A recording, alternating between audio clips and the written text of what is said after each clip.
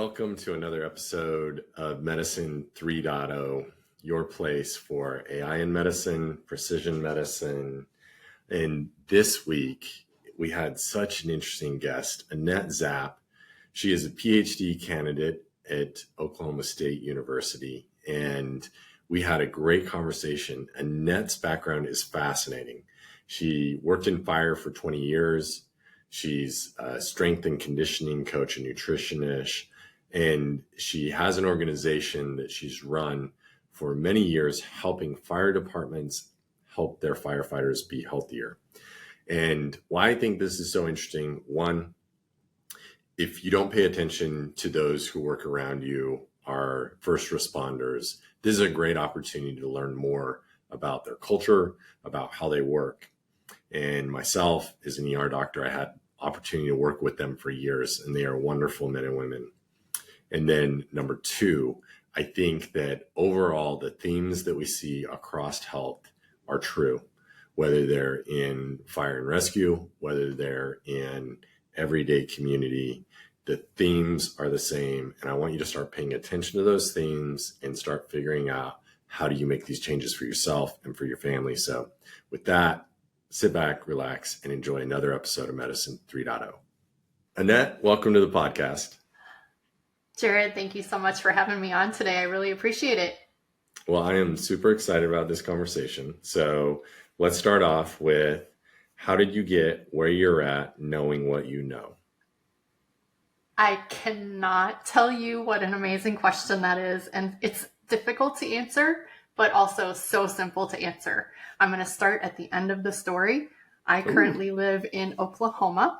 I moved here on June 1st. I relocated from Illinois, and I started a PhD program. And wow. I'm working in Dr. J. Dawes' lab, and he is a pretty big deal in the tactical research realm. Lots and lots of publications on law enforcement and many publications on fire.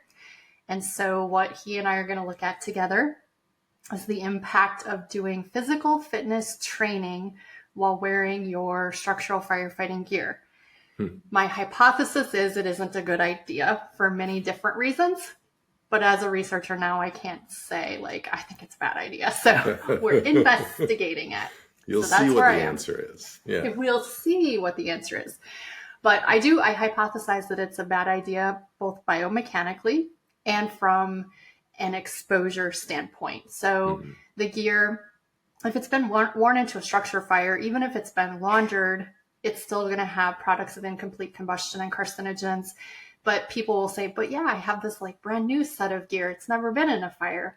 Well, unfortunately, that gear is treated with PFAS chemicals, which help keep us safe, but also have been shown to cause cancer. So my hypothesis is it isn't a great idea. I also teach, I'm the director of strength and conditioning at the Oklahoma State University, Oklahoma City campus Fire Academy. So that's what I'm doing right now. And people ask me, how did you get there? And it's very interesting because I started out as a biochemist. And wait a second. In 1994, I got a degree in biochemistry from the University of South Dakota School of Medicine. Questions, please. I know you have some. No, I just want to keep hearing the story. Okay, you're doing tactical research with fire and you're a biochemist, and yeah. I know. And I know a little bit of the details in the middle, but I want to hear, how did this happen? Well, I actually have this little elevator speech that I give, which is, I'm a biochemist by degree. I'm a strength and conditioning coach and nutritionist by credential. I'm a firefighter, retired by trade, and I'm a business owner by choice because I found what broke my heart.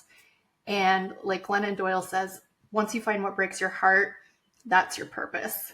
And this is what breaks my heart. We take civilian men and women. Most of the time, they're young and healthy. They're excited to serve their communities. They eagerly raise their right hand, and they vow to protect lives and property, even at the expense of their own life. But at no time does the chief or the village or the city in turn make that promise to them. At no time does the chief say, and we're going to take the best care of you so that you can walk out this door in 20 or 30 years intact and complete. And so we are losing our firefighters. Well, I'm going to quiz you actually. How do you think we lose the majority of firefighters each year in the United States? Well, because I don't believe that they're mostly dying in structure fires. I would Correct. imagine You're they correct. die from the same reasons most Americans die, and that would be a heart attack, or like heart attack or stroke. Yes, complications of cardiovascular disease. But unfortunately, what outpaces even that is suicide. So Oh, wow. both active duty and retired firefighters are taking their own lives because of the mental health challenges that come with a career where you're exposed to a lot of trauma and then you're sleep deprived. Yeah. So my vision as I was growing up was not to be a 53-year-old PhD candidate. That was not my vision. But all of these pieces so elegantly came together to allow me to do what I do. And it's kind of a unique skill set. There are some coaches out there, some dietitians, some strength and conditioning coaches, I'm sure some athletic trainers that also have a full career in fire, but I just don't think there's very many of us. And so it's kind of cool having both sides of the equation. Absolutely. I've never met anybody who has been a firefighter, 20 years? Is that right? 20 years to the day.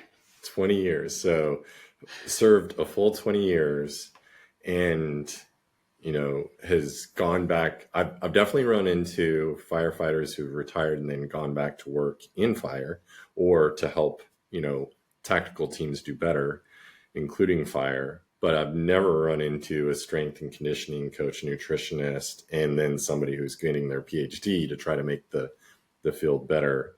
And so, there's a couple things that the one that you spoke to, this is what breaks your heart, seeing men and women who are serving their communities die unnecessarily. But I'm curious, what are the other motivations for you? Obviously, you must be very value driven if you're doing this because it breaks your heart. But what are the motivations that kind of push you to do this? I never realized, so it's a little bit selfish, but it's not self-serving because it's not going to help me. I never realized how much of a challenge the fire service would be. I knew that it would be a physical challenge. It's a physical challenge for everyone, especially for females. I knew it would be a physical challenge. I knew that I would see things that were, let's just face it, the human brain is not designed to see the things that ER doctors and firefighters see. That's just, it doesn't work that way. And so I want to make sure that these people are basically giving their life as a gift to their communities.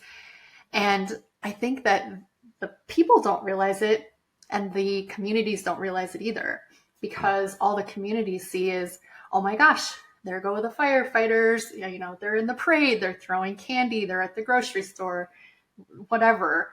Yep. That's what the community sees. And the firefighters, at least I personally, I didn't realize that. I always had this feeling like, I don't feel quite right about this, but I'm the only one. And I'm not the only one. And so I want to get the message out to both the communities and to the firefighters that there's more to life than the fire service. Your job is firefighting, but if you identify as a firefighter, what happens when you retire? And then, that's the mental health aspect of it, but there's also so much with that physical health aspect. We simply can't afford to wing it. The human body, as you know, is so resilient. It will, man, I haven't had a drop of water all day. The body's like, I'm over here. I'm in homeostasis. I'm trying real hard. I haven't had a vegetable all week. I haven't slept in a month. And the body's just hanging on for dear life. But if we were to maybe dedicate more of our own personal resources to our health and wellness, we could feel so much better. So I think the very long answer to your question is I want to create awareness in firefighters that we don't have to live like this. It doesn't have to look like this. It can look a lot better. Yeah. The mission sounds really big to me. Like and almost I would ask, is there a place that you're more focused? Because if I were to say, okay, you're going to fix mental health and you're going to fix physical health, like that seems like too much. And so what do you focus on? How do you try to focus? It's so funny you said that. I just spent the last week at the Women in Fire International Conference, and I roomed with one of my conference besties. Her name's Megan Lautz. She's a dietitian for Fairfax County. And she said the same thing. She said, Annette, your mission is too broad. Like, you talk about sleep and you talk about nutrition and you talk about all of these things. And I agree. My mission is too broad. I used to be fire rescue fitness, but then I realized that fitness is only one piece of the puzzle. Yeah. So I'm going to sort of answer your question with another convoluted story. Okay. My advisor and I have had no less than 10 conversations on the same topic since I've lived here. And here's the topic. What is the minimum standard of fitness and health so that firefighters don't die doing the job? Now, I want them to thrive and I want them to, I want it up here. Yep. But Jay's like, what is the minimum level?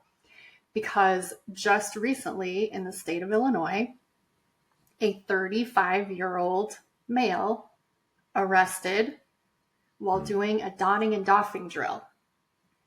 He wasn't in a structure fire.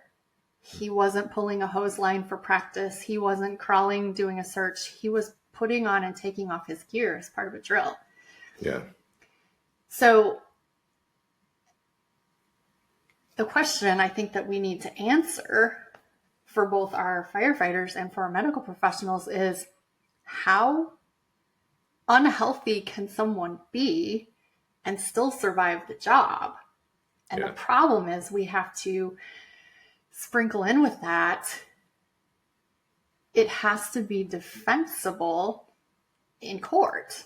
So if the current VO2 max guidelines is 12 METs on the Bruce protocol.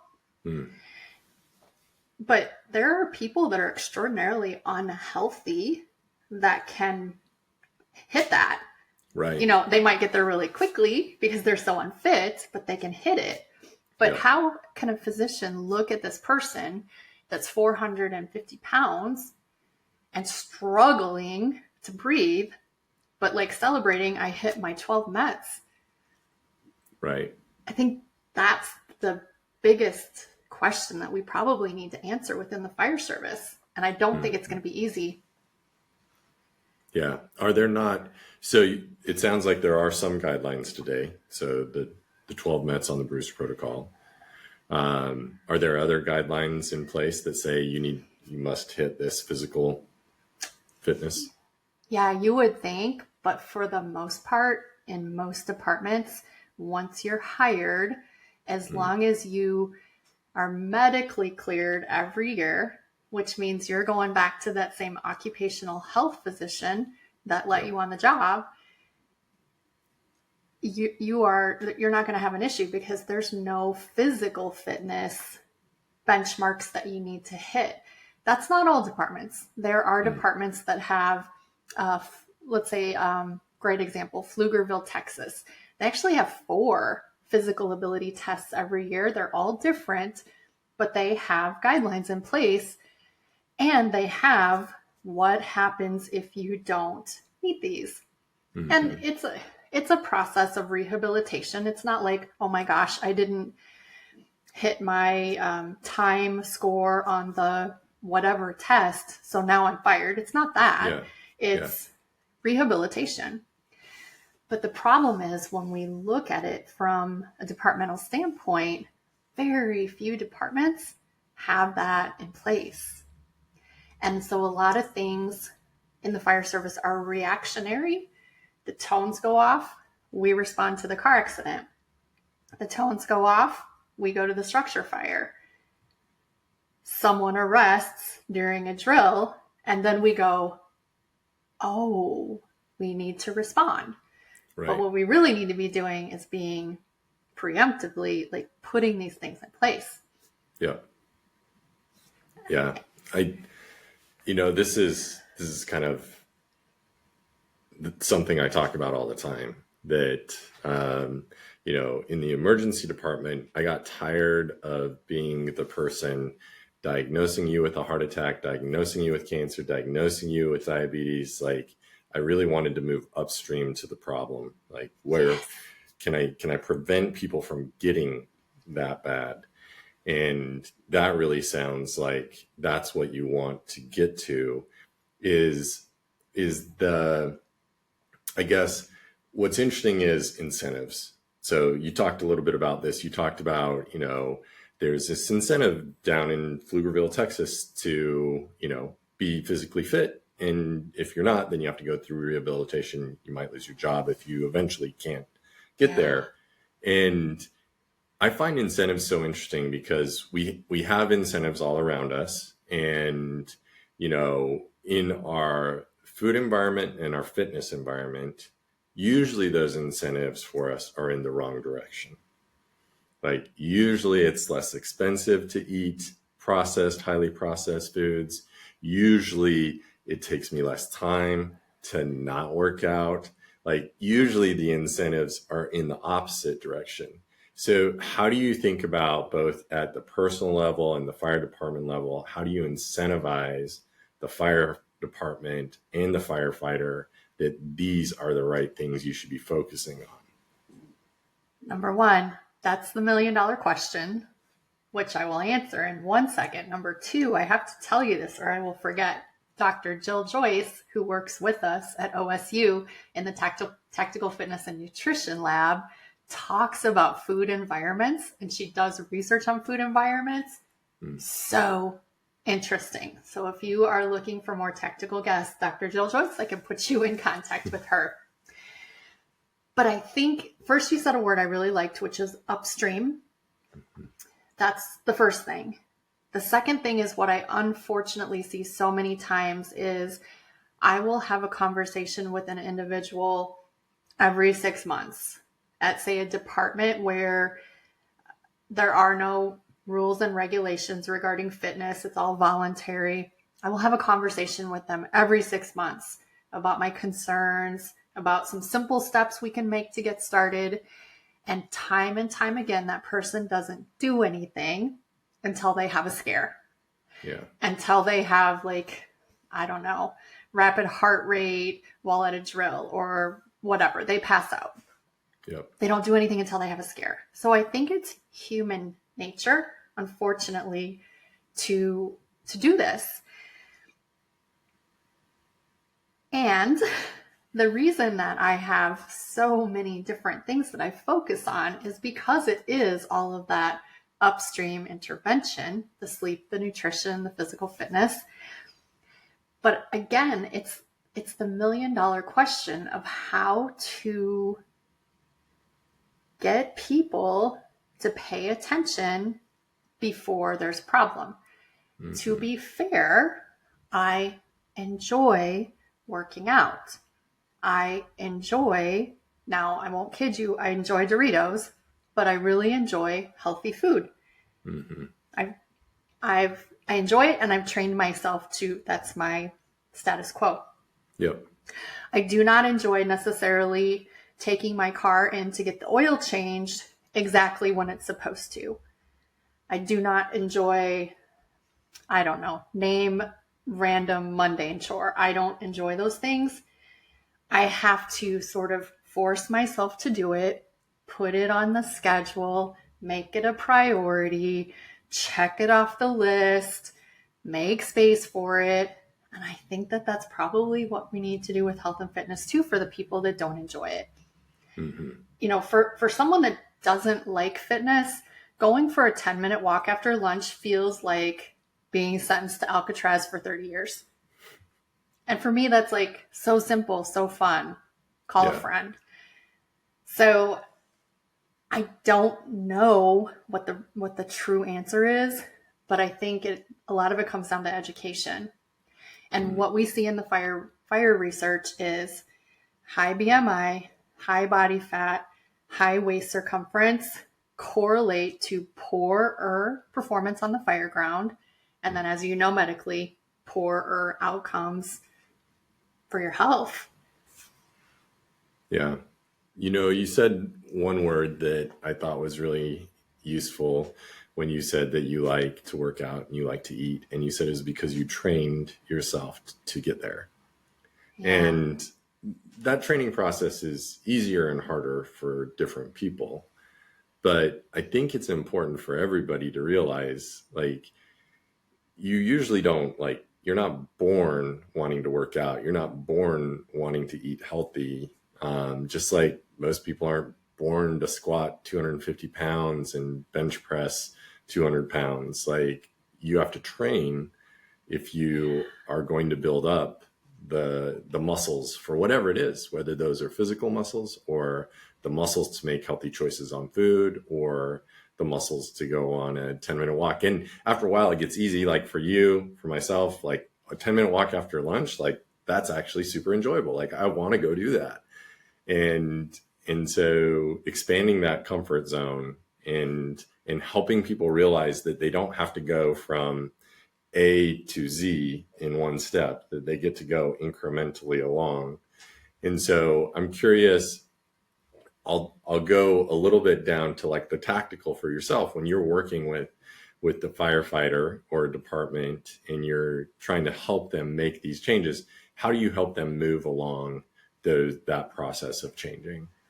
This is such a good question because it comes up all the time in our National Strength and Conditioning Association special interest group, like the Facebook chats. Someone will say like, I got the opportunity to give a presentation to the police department. Like, what should I offer them? And my advice to them is we need to do a needs analysis on the department before we can offer anything. Do most departments, police or fire, do most of them need the same thing? They do, but we need to do a needs analysis. We need to talk to the people.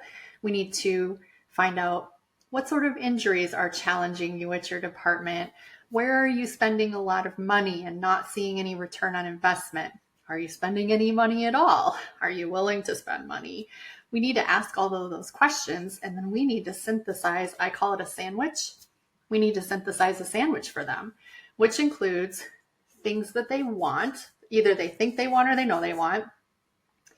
The middle of the sandwich is the stuff I know they need, whether they said that or not. And then the top of the sandwich is more of that stuff they think or know that they want. And then we can present it to them in a way that's palatable. But if you don't do that needs analysis and you just come flying in like firefighters are overweight and obese, firefighters have cardiovascular disease, therefore X, Y, and Z, here's what we're going to do, that might not work for that department at all. Mm. You might have just created a solution to problems they don't have, or a solution that's impossible for them to implement.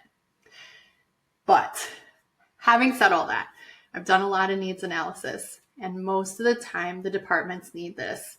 They need education on sleep. People don't understand the value of sleep. They think it's just this passive process. I lay down and then I get up. Well, there's a lot more to it, and 4 hours isn't cutting it, Charlie. So they need education on sleep.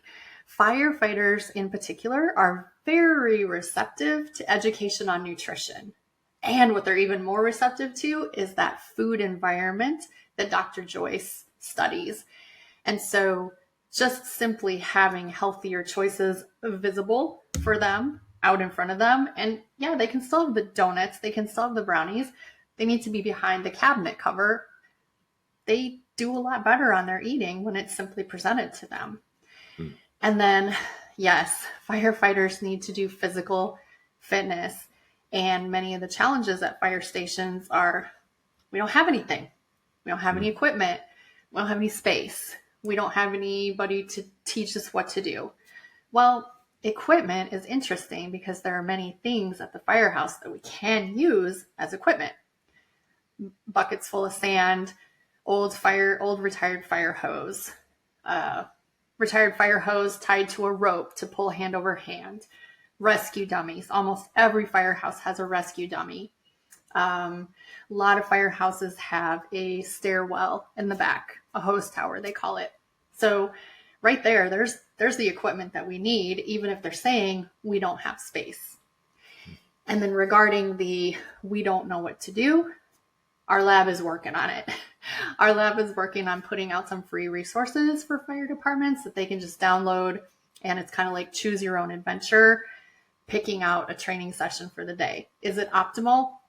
It's probably not optimal, but it's better than going to a random YouTube video and hurting yourself. Mm-hmm. You passed the test. The first test with knowing if somebody is expert is, do they ask more questions? Yeah. And better questions.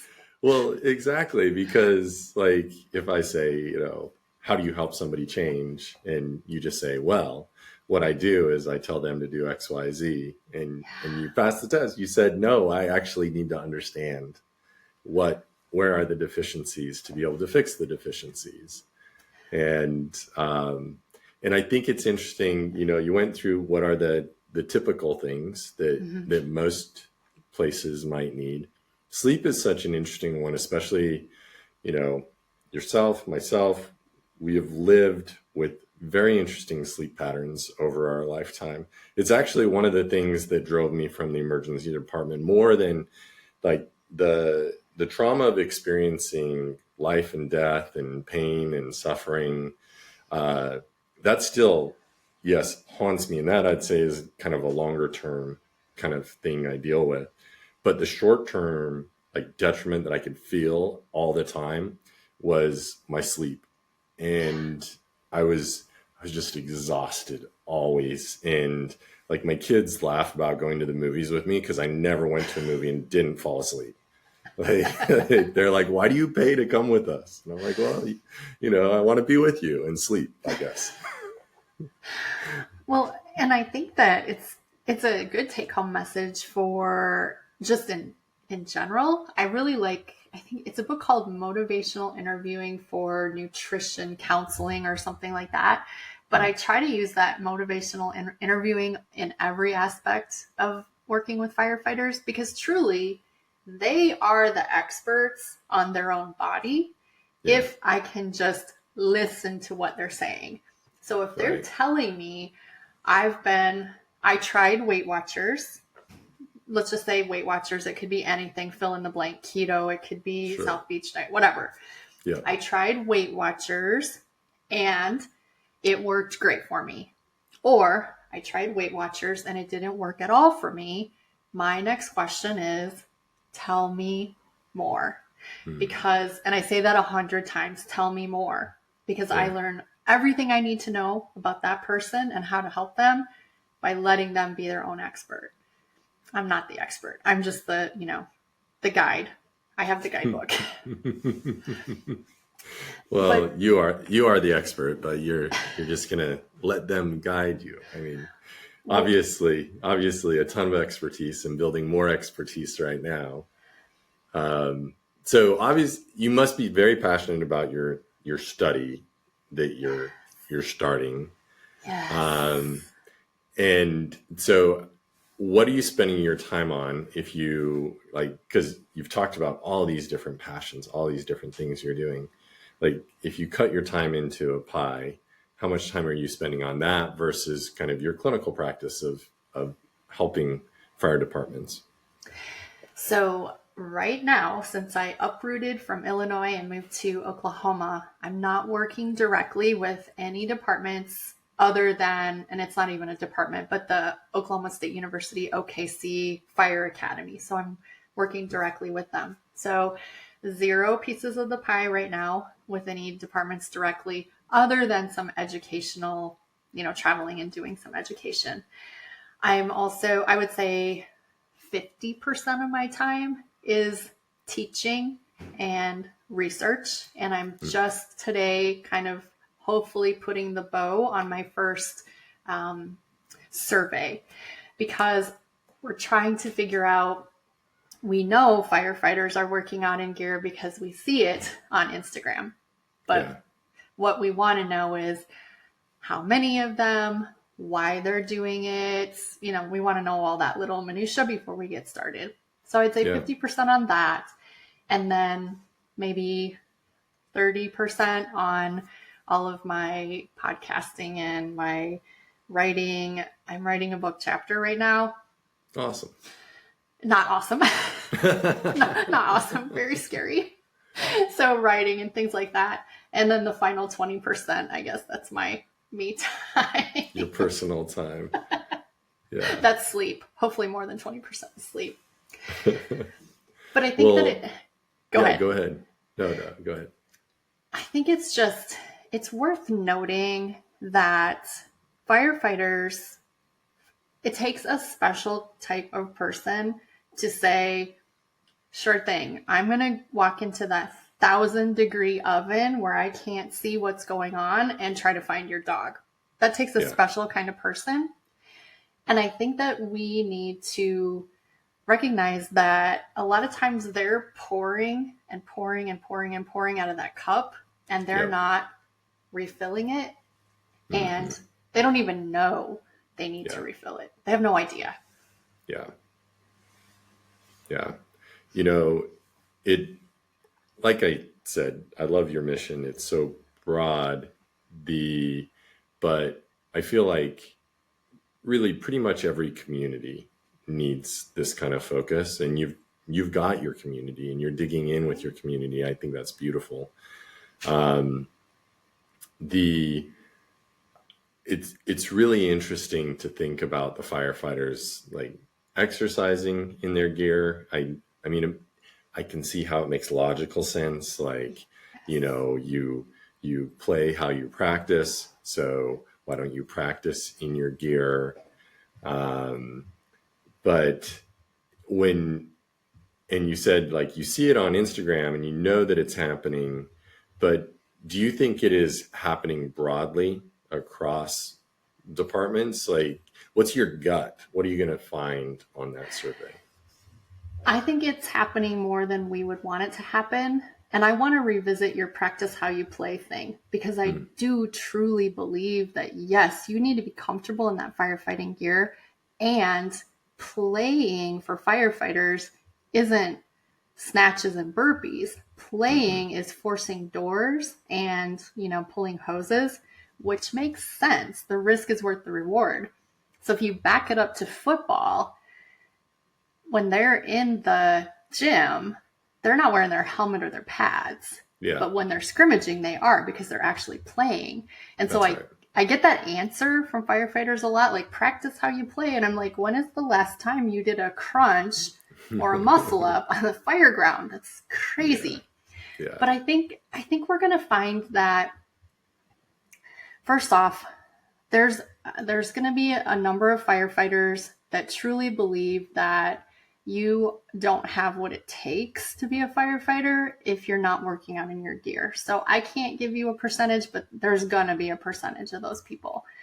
But I think we're also going to find a demographic that just doesn't understand the risk that they're putting themselves at, both in a biomechanical fashion and exposure to carcinogens. I think they're just going to think, wow, I never thought of that. And then I think that there's going to be a good percentage of firefighters that would never consider it because they realize, like, that's a bad idea. But even I had a knee replacement a little over a year ago, and my physical therapist, who was great, said, I want you to bring your gear into the clinic. And the typical firefighter would have been like, heck yes, that's a great idea. And I said, absolutely not. It's an exposure to me. It's an exposure to you, and it's exposure to everyone that uses your clinic. It's a terrible idea.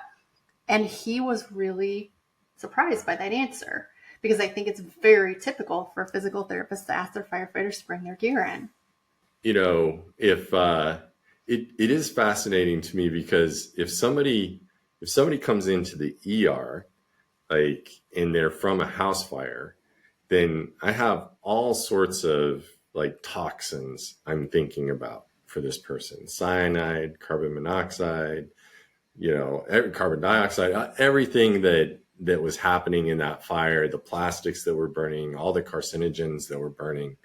And so it is interesting to think about how durable those toxins could be directly in the gear. And then, like you said, the gear itself is treated to protect, and it has to use chemicals that are not good for you as a person. So completely understandable. I can understand kind of both things. I can understand why firefighters might think it's a great idea to have their gear, work out in their gear, bring their gear to clinic. And I can also understand like why you should probably spend the least amount of time in, with the analogy that you gave of like football players in their pads. And I think of it with football, it's like you don't go high impact hitting all the time. Like you'll injure all the players on your team if you do that. And so you probably don't like need to go hard in full gear all the time. You really only need to do that every once in a while so that you're ready to perform when you get to the fire. I don't know if that makes any sense, but that's kind of how I'm thinking about it. I like to use the quote regarding training and gear: as much as necessary to be really good at your job, and as little as possible. Oh, I mean, that makes a ton of sense. It's, it's interesting. I'm trying to think of, I think the football analogy works pretty well. I'm trying to think of an analogy in the ER, but we do so much simulation work, and I don't have to wear any dangerous gear in the ER. And yeah. I know fire does a lot of simulation work as well. But yeah, you have to wear that gear. So that makes a lot of sense. As much as needed, but as little as possible, which makes a lot of sense. Who else is doing, so talking about the mental health crisis, because I see this, physicians also have an extremely high level of suicidality, and emergency department physicians. And I see this in high stress places. You also see this, I think, in places where people lose purpose. And so where people, had a true purpose, a real purpose as a firefighter, they retire, then there is this loss of purpose. We see this with people coming out of the military, this loss of purpose, and then higher suicidality rates. Who is working on those problems in the field of fire? There are a lot of resources, up and coming resources. And for example, the First Responder Center for Excellence is actually somewhere where firefighters can get inpatient treatment. There's Save a Warrior, which is kind of a camp in Ohio. There's individuals. Dr. Brooke Bartlett in California is doing incredible work. I think that there's these little pockets of incredible people doing great work. And what we see in the fire service is this whole, that person isn't culturally competent, so therefore they can't help me. There are examples of someone who's not culturally competent not being helpful at all. Sure. Certainly there are some examples, but trauma exposure is trauma exposure. And so really, professionals should be able to help firefighters. All of the professionals should. Yep.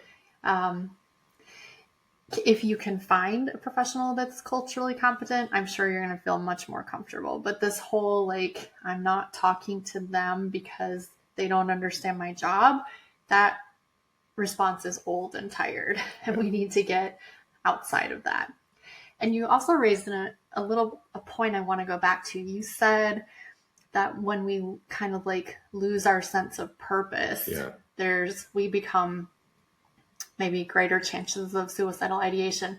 And I always go back to, remember after September 11th, when they had the rescue dogs on site, and they had to start hiding people for the rescue dogs to find because they were becoming so, I guess, sad. Despondent, despondent for not being able to be useful. And I think that we need to figure out a way for ourselves to get out of that funk as well, or to help each other get out of that funk. Because if we can recognize it in dogs, why aren't we recognizing it in humans?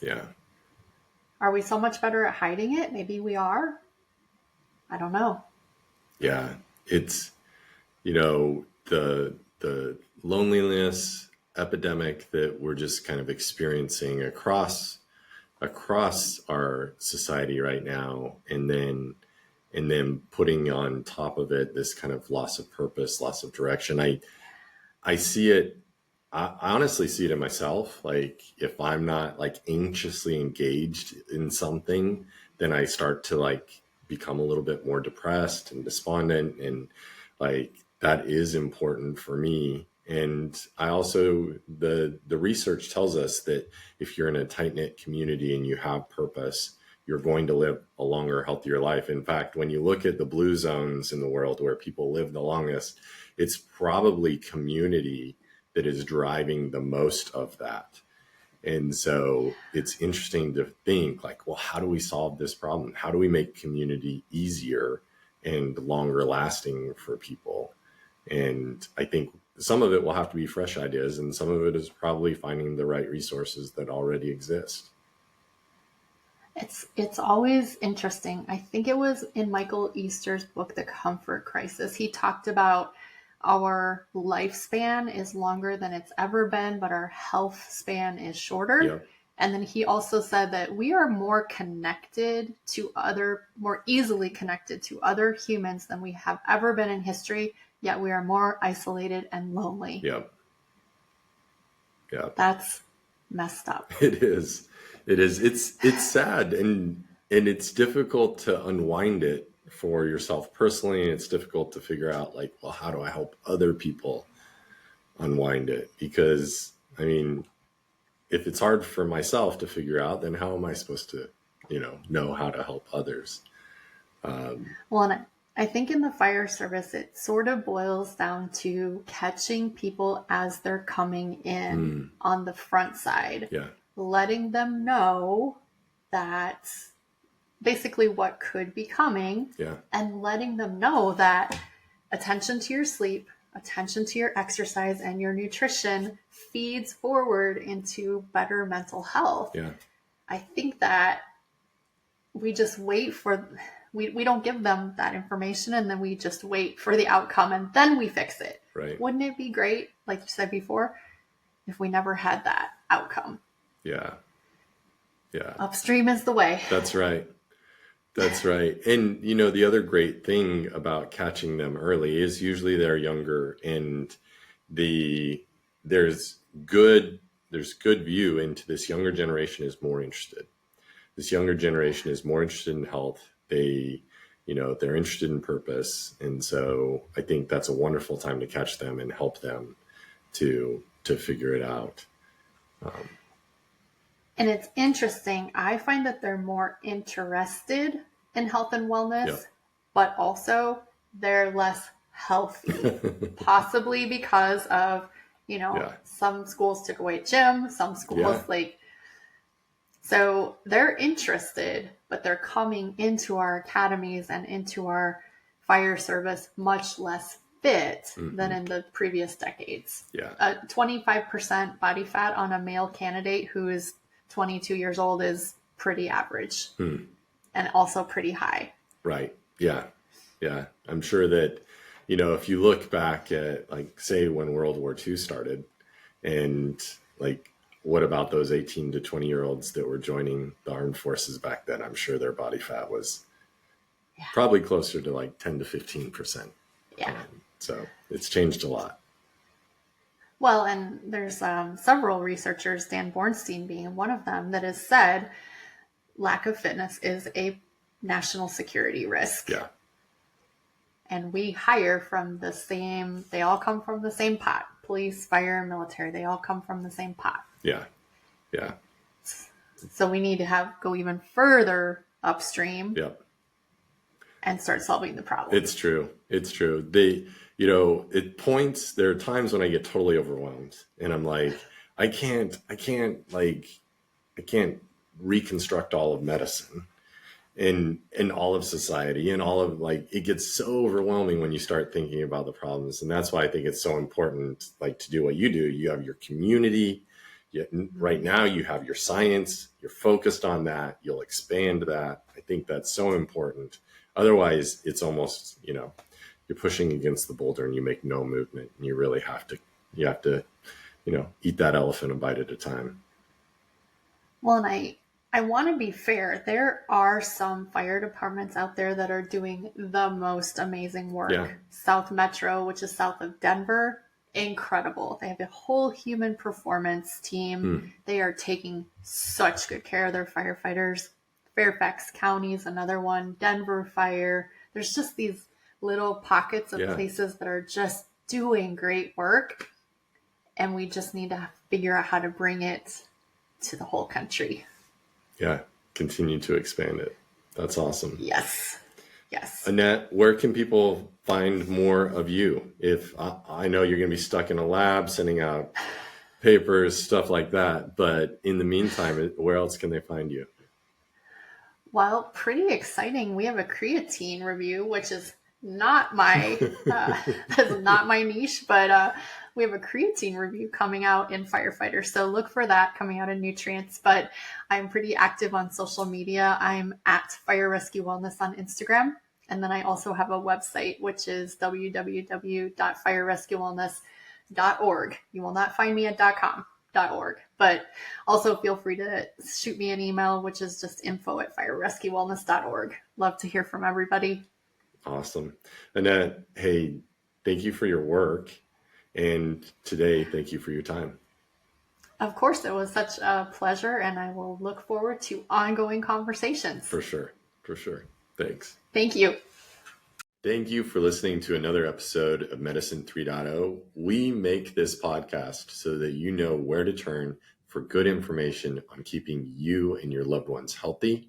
Feel free to check us out at bionichealth.com, where we can help you live a longer, happier life.